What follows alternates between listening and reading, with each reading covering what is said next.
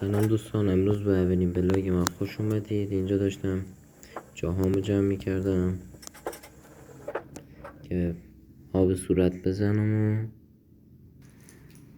دیگه شلوار رو لباسمو برم کنم و اینجا هم داشتم کاپشن بر میکردم.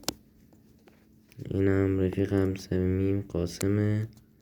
اینجا هم داشتم جورابامو پام میکردم و اینم داشتم صبحونه میخوردم که قاسم پیشم بود و اینجا هم داشتم کتابمو سر برنامه گذاشتم که دیگه کفشو پام کنم و برم مدرسه.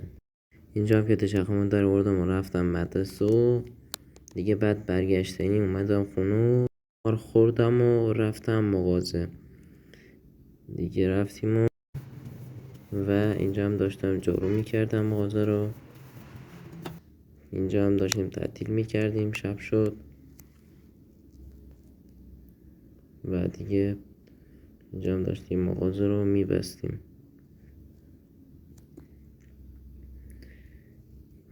اینجا هم که داشتیم میرفتیم خونه با پدرم، رفتیم داخل خونه، داخل پارکینگ و اینجا هم داشتم جیتیایی بازی میکردم و شام بخورم و دیگه برم جام بندازم و بخوابم.